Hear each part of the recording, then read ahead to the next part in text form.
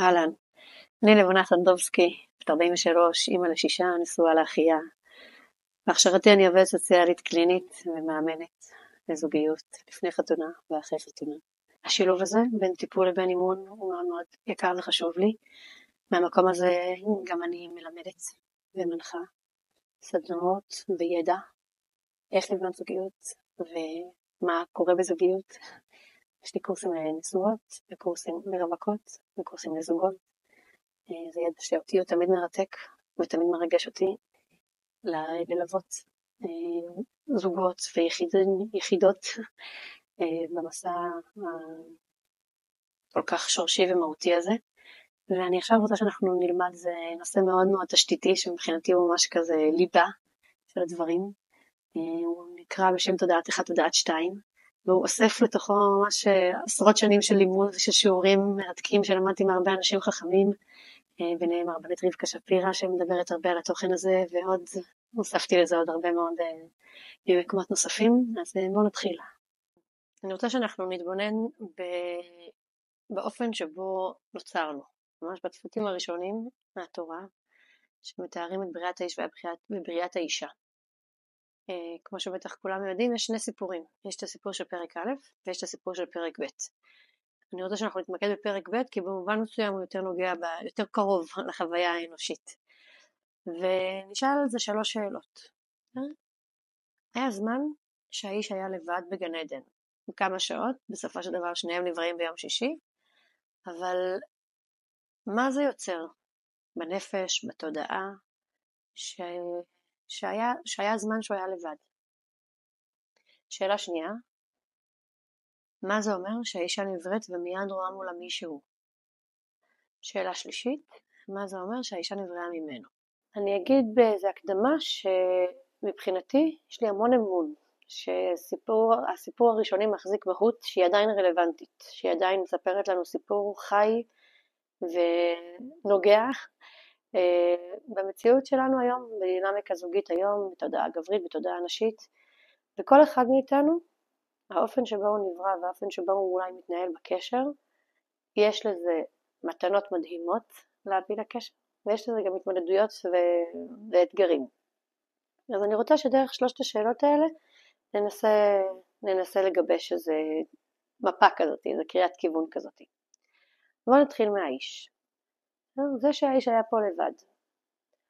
מצד אחד זה מספר על זה שאולי יש איזו חוויה של עצמיות וחופש, ויכולת להיות באיזה שקט עם עצמו, וזה דבר מדהים.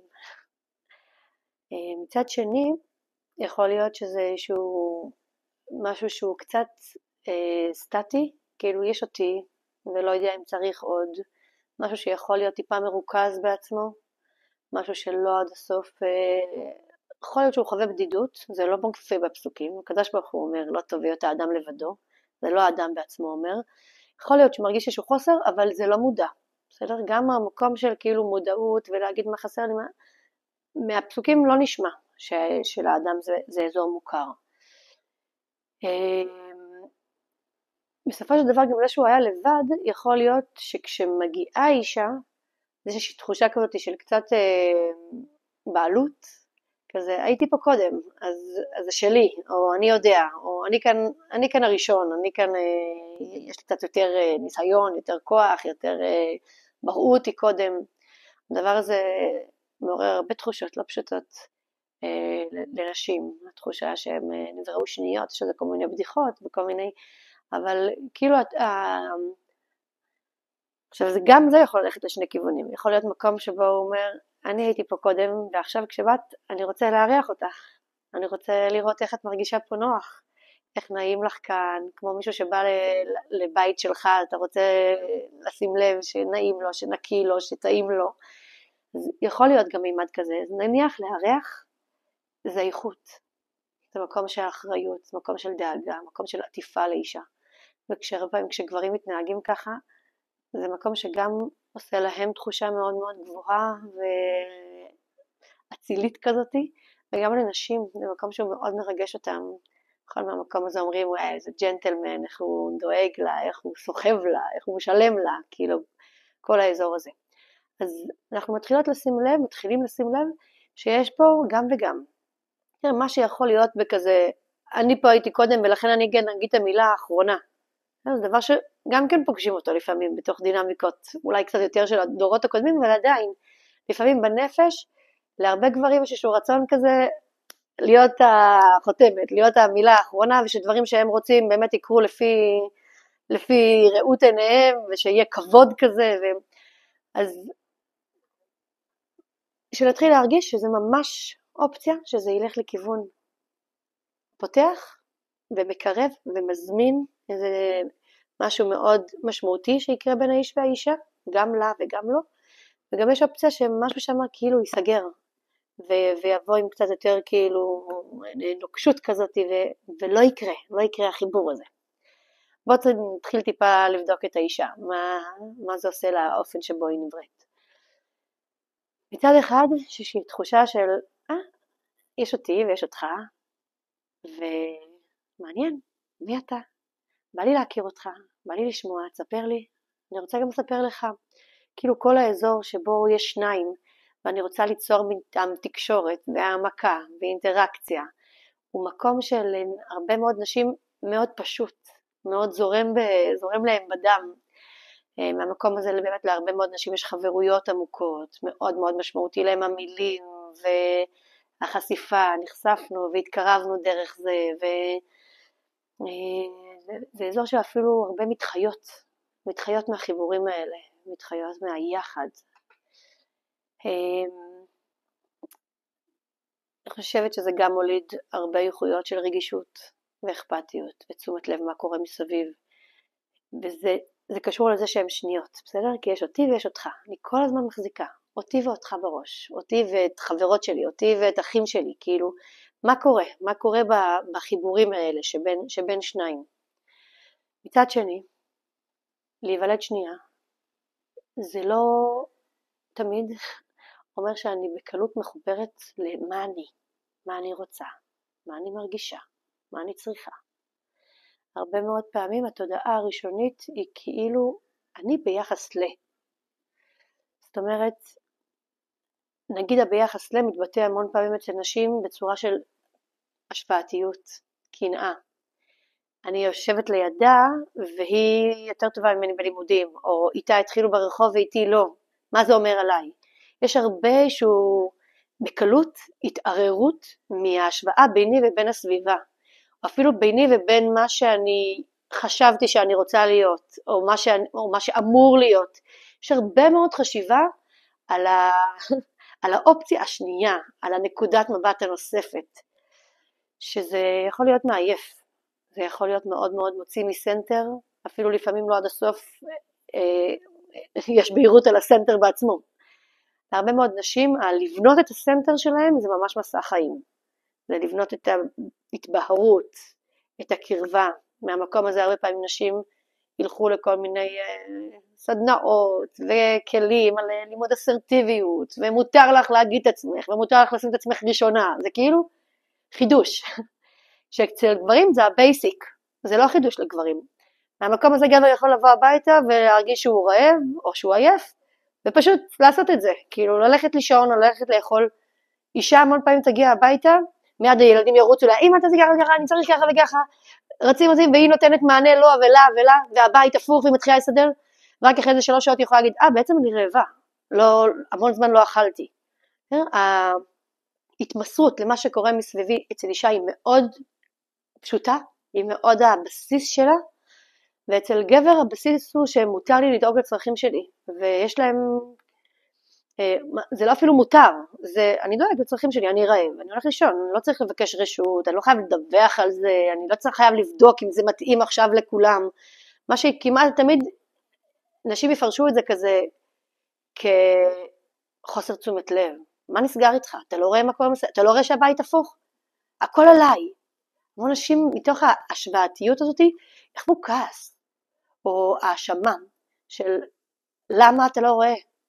למה אני לא יכולה לקחת את מה שאתה יכול לקחת? ואתה עושה את זה בקלות פשטות ואתה מנותק.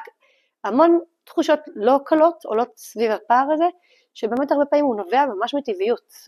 אף גבר לא רוצה להכעיס את אשתו כשהוא פשוט יושב ואוכל, או יושב על הספה. פשוט כאילו, זה מה שבא לו, אז זה מה שהוא עושה. כאילו זה קל. אפשר גם להיות בתשומת לב למקום הזה שבו גבר הוא באמת קצת יותר בשקט עם עצמו. זאת אומרת, גברים יכולים לשים לב שיש דברים שהם טובים בהם, יש דברים שהם לא טובים בהם, יש דברים אפילו בבית שכן עובדים או לא עובדים, יש דברים באישה שלהם שיש או אין להם, או אין לה, והמקום שבו הם אומרים אוקיי ככה זה, הוא יחסית פשוט להם. זה בעצם איכות מאוד גבוהה של קבלה של המציאות. משהו שהרבה נשים לא זכינו לו, הרבה מאוד נשים, קבלה זה ממש מסע חיים, לקבל את עצמם, לקבל את הגוף שלהם, לקבל חסרונות שיש במציאות, לקבל חסרונות שיש בבן זוג שלהם. זה משהו שהרבה פעמים נשים רואות משהו, והן אומרות לא, זה לא בסדר, צריך לתקן את זה. מה הדבר הנכון שאמור לקרות כאן? עכשיו זה כוח גם מדהים, זה כוח מדהים של אמון ושינוי וצמיחה. יש איזשהו רצון נורא גדול להתפתח וללכת למקום יותר גבוה, למקום חדש, למקום יותר אמיתי, יותר עמוק, יותר פנימי. כל הדבר הזה הוא ממש מנוע חיים מטורף שיש לנשים. אולי גם מהמקום הזה אנחנו כל הזמן רוצות להתחדש ולקנות עוד בגד וכבר משעמם לי, וכאילו יש כל הזמן את הדבר הבא, את הדבר הבא. אבל הדבר הבא הזה הוא גם מה שמייצר לנו המון רעש בפנים. כי אין מספיק חסרה הנוכחות במה שכן יש. בלשהות, בלעצור, בלהודות על מה שיש. להתרגש ממנו, להתמלא ממנו. כל האזורים האלה של מה יותר נכון, מה הדבר, הם עושים תחושה כזאת של לא שקט לי, אף פעם לא שקט לי. לכן אני אלך לעוד קורס כזה ולעוד שיחה כזאת והיא פתחה אותי. יש כל הזמן כזה רצון ללמידה. שוב, כשזה למידה זה מהמם, אבל מה קורה כשזה נכנס לתוך הדינמיקה הזוגית? וכאן אנחנו טיפה מתחילים לשאלה השלישית. השאלה השלישית שבעצם שואלת מה זה אומר שאנחנו נבראנו ממנו. נצא מתוך נקודת הנחה שבאיזשהו מקום לא מודע, האיש יודע שנבראנו ממנו. אם האיש יודע את זה, זה אומר שאת חלק ממני, וזה פשוט לי. מהרגע שבו אמרתי לך שאני רוצה אותך, שאני מתחתן איתך, בעצם אמרתי, כמו שאני אחד, כמו שיש לי חוויה של אני פה בעולם, אז עכשיו אנחנו פה בעולם. עכשיו אני ואת פה בעולם ביחד. נתתי לך את המילה שלי. אני לא הולך, אני כאן. שזה דבר מדהים. לאישה זאת לא החוויה, היא לא בעיה. אנחנו לא יודעות שנבראנו מאיתך. אתה יודע את זה כי באנו ממך. אבל אני חובה את עצמי, ואני חובה שיש אותי ויש אותך. אני נורא רוצה שאני ואתה הזה נתחבר, בסדר? זה מאוד מאוד מרגש, זה מאוד כיף שאני ואתה מתחברים, אבל נקודת המוצא שלי שיש אותי ויש אותך. ופה יש מרווח, באמצע בין שני דברים יש מרווח. וזו שאלה מאוד גדולה מה קורה בתוך הרווח הזה. אישה נורא עסוקה במה קורה בתוך הרווח הזה. בתוך הרווח הזה קודם כל יש חוסר שקט ששואל מה קורה בקשר, מה קורה ביני ובינך. אוקיי, נניח קנית לי מתנה, אז הרגשתי, וואי, חשבת עליי, וואי, השקעת בי, רצית אותי, רצית לקנות לי משהו, הלכת בין חנויות, שמת כסף, הופ, אם עשית את זה, יש לי איזושהי חוויה של, היי, עכשיו אנחנו אחד, זה ממש אני מרגישה את זה באופן מוחשי. ואם לא קנית לי, ואם עכשיו שבוע לא דיברת איתי, אנחנו מיד במה קורה? מה קורה? הוא שם לב שאנחנו כבר יומיים לא דיברנו? אני רוצה לשתף אותו, אני רוצה לשמוע מה שלמה, אני רוצה להגיד לו והוא לא שאל אותי. לפעמים זה ממש מעליב, לפעמים זה ממש מרוקן של אז מה קורה בינינו? אז זאת הסוגיות שרציתי.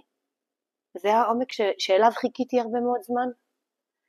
לתוך הסימן שאלה הזה נכנסים טונות של אנרגיה. א', יש כאילו, הסימן שלה זה, בעומק הוא מתרגם לאיזושהי חובת ההוכחה. יש כל הזמן חובת ההוכחה לזה שהשניים אכן הופכים להיות אחד. ואיפה שיש חובת הוכחה יש לחץ. יש איזו דרישה סמויה או גלויה. אבל יש איזה משהו שהוא יכול לבוא לידי ביטוי בביקורתיות, בציפיות ואכזבות, המון ציפיות ואכזבות. זה משהו שנורא מאפיין אנשים. שיש איזה, כל הזמן מתוך רצון לעומק, כן? מתוך רצון לאיזו התחדשות ולאיזו העמקה של הקשר. אבל לפעמים זה שאני רוצה להוריד איזו ידיעה גדולה או איזה פוטנציאל של התחתנו, אנחנו אחד. אישה רוצה למשוך את זה לתוך המציאות. אוקיי, אחלה, יש את האמירה אותי באוויר, בסדר, יש לי טבעת על היד ואני נשואה והכל סבבה. איפה זה בחיים? איפה הדבר האחד הזה? באמת קורה בחיים, אני רוצה את זה בשותפות בבית, אני רוצה את זה בעומק הרגשי בינינו, אני רוצה את זה לפעמים במתנות, אני רוצה את זה לפעמים בחופשות, אני רוצה לראות שהדבר הזה מתרחש במציאות, בא לידי ביטוי. אנחנו מחזיקות אנרגיה של אדמה, אדמה מבקשת מים, אדמה מבקשת פרי, אנחנו רוצות ממשות של צמיחה, רוצות להרגיש שהדבר הזה הוא באמת מוליד משהו. אבל איפה שרוצים מאוד מאוד חזק לממש משהו, אז זה לפעמים בא עם מישוש כזה של מה קורה, של הבדיקה הזאת. ואיפה שכל הזמן ממששים, אז גם לא נותנים הדברים את הקצב ואת הזמן ואת האמון לצמוח מעצמם. זה ממש קשה ומתיש מאוד להיות במקום הזה.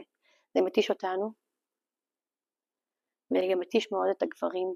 המון גברים יכולים למצוא את עצמם אומרים משהו כמו, היא כל הזמן רוצה ממני עוד ועוד משהו. וגם כשאני מתאמץ, וסבבה, כבר לפני שבוע, הוצאתי אותנו לחופש, וקניתי לך משהו, והקשבתי לך שעתיים, שזה לא פשוט בשבילי, וזו היה שיחה מרגשת, אבל אחרי שבוע זה כאילו נשכח. אחרי שבוע יש מחדש את הציפייה או את האכזבה, כי זה לא קרה כמו שקרה שבוע שעבר. כאילו לא נספר, משהו לא מצטבר בכדי משהו, כי כאילו כל הזמן יש את אוקיי, אבל עכשיו, ועכשיו. זה מעייף, זו דינמיקה שהיא קורית להמון זוגות, בתחומים אולי טיפה אחרים, אבל החוויה הזאת של אנחנו אחד והכל בסדר, לעומת אנחנו שניים, אני לא יודעת אם הכל בסדר, בוא נראה אם הכל בסדר, היא ממש חולשת על המון תחומים בתוך הזוגיות, אבל גם בתוך דייטים וגם אחרי נישואים וגם בתחום של מיניות וגם בתחום של שותפות בבית, זה כאילו תודעת 1, תודעת 2, זה משהו מאוד מאוד עמוק. זה גם באמת התנועה העמוקה של החיים. אנחנו כל הזמן יש לנו איזשהו משהו שאנחנו באנו מאחדות. אנחנו באנו מאחדות של הנשמה עם הקדוש ברוך הוא. אנחנו באנו מאחדות עם האימהות שלנו, כל אדם, ויש איזה משהו כאילו שככה בנוי המציאות, בסדר? באנו מאחד, ואנחנו לאט לאט נפרדים. בגיל ההתבגרות אנחנו דווקא רוצים להיות עצמאים ולהגיד לאמא שלנו, לא, אנחנו לא אחד, אנחנו 2, יש אותך ויש אותי. אני לא חייב לעשות את מה שאת ציפית ממני. זה כל הזמן המאבקים בין שייכות ובין חופש, או בין עצמיות. זה ממש, ובזוגיות הדבר הזה הוא מאוד מאוד בולט. כי כאילו לרוב האישה תהיה אחראית על האנרגיה של השייכות, איך אנחנו מתחברים ומשתייכים, והאיש יהיה אחראי על האנרגיה של החופש. לא, אפשר גם להיות לבד, או הלבד לא סותר את החופש, הלבד לא סותר את השייכות. וכל הזמן זה דינמיקה נורא עדינה, והיא המון פעמים בעצם נפגשת בתודעה הנשית, שמחזיקה את השניים, ובתודעה הגברית שמחזיקה את האחד. אבל אני רוצה רגע להרגיש גם שזה מורכב, כי זה לא רק השייכות, אלא כי כשהאיש מחזיק את האחד, הוא בעצם מחזיק את האחד של שנינו. זה החידוש של השאלה השלישית, שהשאלה השלישית היא בעצם אומרת, לא רק חשוב לי מעצמי, הרבה פעמים כשאיש דואג לצרכים שלו, אישה מתרגמת שחשוב לו רק מעצמו, אבל יש פה איזה אמון נוסף ומאוד משמעותי, שכשהוא נח, זה לא בשביל להגיד לך, לא צריך אותך, או אני לא שם עלייך עכשיו, אלא להגיד, זה כל כך פשוט לי, שאנחנו אחד, שאני לא כל הזמן חייב להראות לך את זה. תאמיני לי שאנחנו אחד. יכול להיות שהמילה זכר זה קשור לעניין שגבר זוכר את סוד האחד. גבר כל הזמן זוכר אותו. ושהמילה אישה קשורה לנשייה, אישה שוכחת. אני שוכחת את סוד האחד. עכשיו, איפה שיש שכחה גם יש אפשרות באמת להתחדש. ואיפה שיש זיכרון מאוד חזק, יש גם אפשרות להיות מקובע ולהיות סטטי. תראי, הקדוש ברוך הוא ברא פה דינמיקה מאוד מורכבת, עם המון נשיאת הפכים, ולא פשוטה על הנפש. ולהבין את נקודות המוצא הראשוניות שלנו, זה מאוד מאוד משמעותי.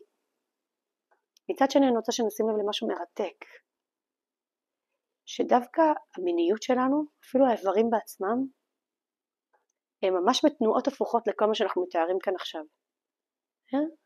גבר, איבר המין שלו, הוא פונה להשפעה, הוא פונה החוצה.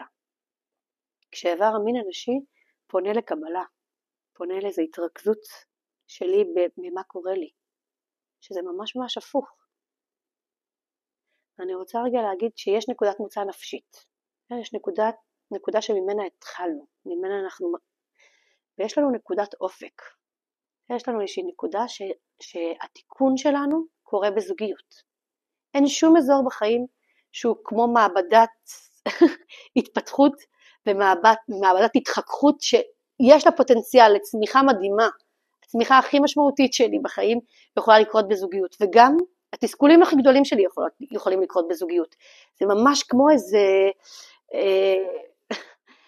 בית חרושת כזה שמחכך אותי מכל מיני כיוונים שלי, נוגע לי בנקודות הכי תשתיתיות של הרגש שלי ושל הגוף שלי ושל הנשמה שלי, ויש שם משהו שאו יצמח וימלא וירחיב אותי מאוד, ויעזור לי לפרוץ את ממש של המעבר שלי, ממש ירפא את פצעי עבר שלי, או ממש יחכך אותי ויתסכל אותי ויכאיב לי ויכעיס אותי, וזה ממש כאילו נובע מאותו מקום. אז מה נקודת האופק שלנו? איש, כשהוא לומד את האיכויות של האישה, של התשומת לב מה קורה מסביב, של היציאה מעצמו, כשהוא קונה, כשהוא מפנק, כשהוא משקיע, כשהוא רגע שם את עצמו בצד לטובתה. לרוב ככה הוא יתאהב, ככה הוא יתקשר, ככה הוא ירגיש ממש באמת החלק האצילי והגבוה שלו, את המשמעות שלו, את כל האור שלו. ואישה הפוך, אישה שהיא דווקא תפסיק להסתכל לצדדים, ורגע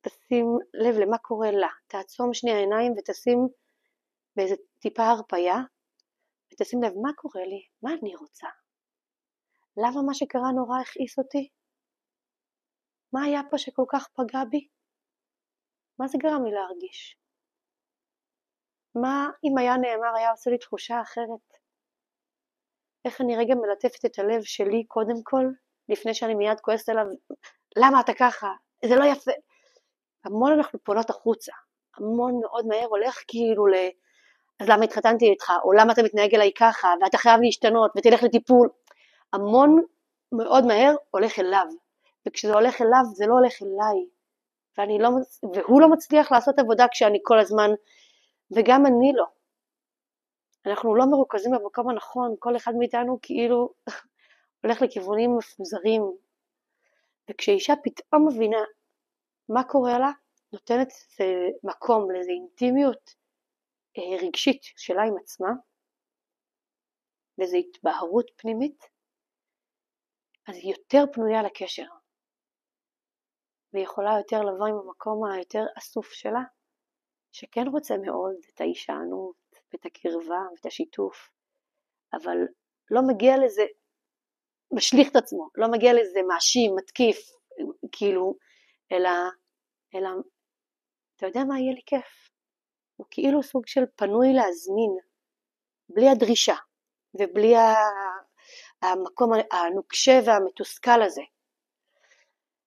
ויש פה ממש בכיוון הזה, בהבנה קודם כל של נקודת מוצא ונקודת תיקון, ובהבנה שהגוף שלנו והמיניות שלנו מסמנות לנו את הכיוון, מסמנות לנו את הכיוון והוא הפוך מהטבע שלנו. להבין את הדבר הזה זה גאולה. כי קודם כל זה עושה לי שקט על למה הוא ככה ולמה אני ככה. זה מסביר את התסכולים כאילו הראשוניים שיש. ואחר כך זה גם מספר על הכיוון של העבודה שיש לנו. וזו העבודה הזאת היא מסע חיים. מסע חיים. אפשר לעבור אותה לפני זוגיות. גם כשעוברים אותה לפני זה בתוך זוגיות היא מחדש תתעצם. ומחדש תבקש מאיתנו, הכל יצוף שוב. תבקש איזה יצירת סטטוס קוו מחודש ברגע שיש נכנס איש לתמונה, לא משנה כמה עבדתי על עצמי. משהו מחדש מבקש להתארגן ויחד איתך, לעשות את הדרך הזאת יחד איתך, דרך החיכוכים האלה שקורים הרבה. והמסע הזה זה חלק גדול מהתיקון שלנו. כשהוא קורה, הרבה פעמים מאוד משפיע גם על הרבה מאוד מימדים נוספים, בטח על המימד של הורות, בטח על המימד של עבודה, על כל ההתהלכות שלי בעולם. כשאני יודעת שאני באמת, אני במקום שלי. ויש הפריה זוגית שקורית בינינו, לא רק דרך ילדים, אלא דרך המקומות הרגשיים ודרך המקומות הנפשיים. כל פעם שיש פלוס ומינוס, שהם מכוונים נכון והם נפגשים, נולד משהו, נולד יותר קשר, נולדת יותר שמחה, נולד יותר מקום והעמקה של הנוכחות שלי בעולם, של האנרגיה שלי שהיא במקום שלה והיא יכולה יותר בקלות להאיר ולהביא את עצמה. כשאנחנו בתוך מאבקים זוגיים אנחנו לא במקום שלנו, ואז הרבה מאוד תחומים נוספים לא במקום שלהם. כולם מרגישים את זה. זהו, הלוואי, ונוכל לעשות הדרך הזאת ביחד. זה יפגוש באמת את המציאויות היומיומיות. תובנה מאוד מאוד עמוקה, צריך לפתוח אותה ולתרגם אותה לתוך החיים, אבל היא כבר נותנת הרבה כיוון.